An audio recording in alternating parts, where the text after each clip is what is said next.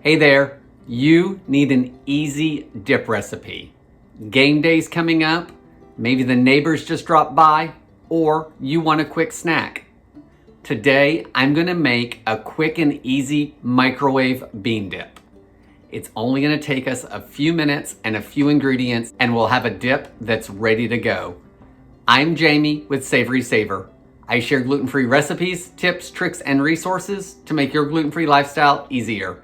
So please consider hitting that subscribe button and let's get started. So the first thing we need for our quick and easy microwave bean dip is one 16-ounce can of refried beans. Use traditional, vegetarian, whatever kind of refried beans you like. We're gonna get that in the pie plate. And this is a 9-inch microwave safe pie plate.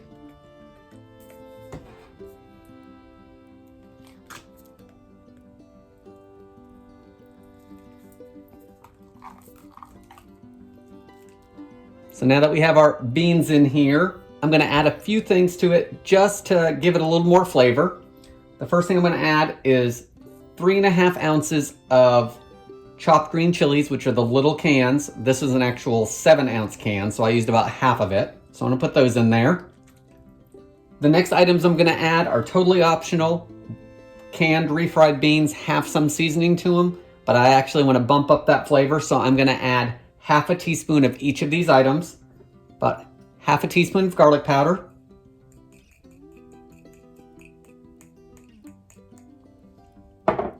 half a teaspoon of onion powder,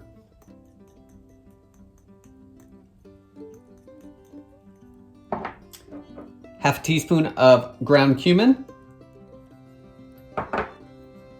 Once all of those have been added, you want to give it a good mix. If you wanted some heat in here, you could add some canned jalapeños or even a finely minced fresh jalapeno. I'm gonna add my jalapeños at the very end, just before I eat my portion of the dip, because my wife does not like super spicy food. Once everything is mixed well, go ahead and evenly spread it along the bottom.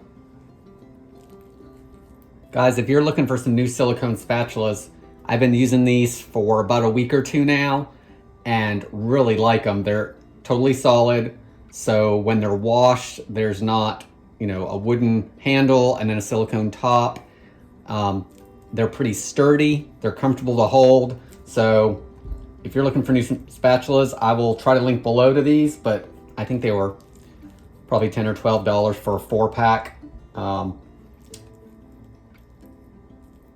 2 different sizes, 4 different colors. Seem to be really good so far.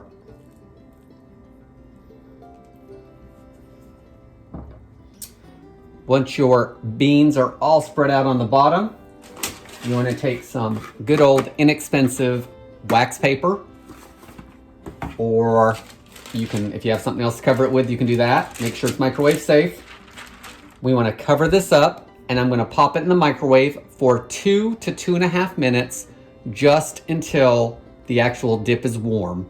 So powerful microwaves are gonna take the 2 minutes, less powerful are probably gonna take the 2.5. You be the judge of your microwave. Gonna get this heated up and we'll keep moving forward. Once your dip has been in the microwave for a couple minutes, 2.5 minutes, you want to carefully remove your wax paper and get 2 cups or 8 ounces of your favorite Mexican cheese blend, or cheddar, or a block of cheese that you grated yourself. And we're gonna use all of it because we want this to be super cheesy. And if it's game day, we want our snacks to be nice and cheesy and filling and decadent. Once our cheese is spread all over the top, this is where we're gonna top it with a little bit of red bell pepper for some color. This is about half a bell pepper that I just diced up. You could also use fresh jalapenos here if you wanted. Once your peppers are all on there, we wanna cover it back up with our wax paper. We're gonna put it back in the microwave for 3 to 4 minutes. The cheese is gonna be mostly to totally melted. And then we're gonna take it out of the microwave carefully. It's gonna be super hot. And we're gonna let it sit for about 2 minutes, and then it's ready to eat. So I'll be right back to show you the finished recipe. So here's our quick and easy microwave bean dip. Let's see if we can get some cheese pull.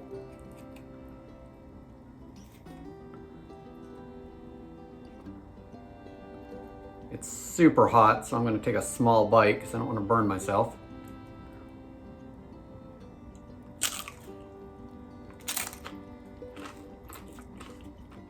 So those beans are heated through, of course, and they've got extra flavor because we added that cumin and garlic and onion to it. The time was enough to give those peppers a little bit of softness. There's still some crunch. It's super cheesy, of course, and if you wanted to, you could go easier on the cheese, maybe a cup and a half, but I wouldn't go much less than that, because after all, we're trying to have a good time with this game day or whatever's going on at your house. Guys, I hope you give this recipe a try. Please leave me any comments below, and I hope to see you on the next video.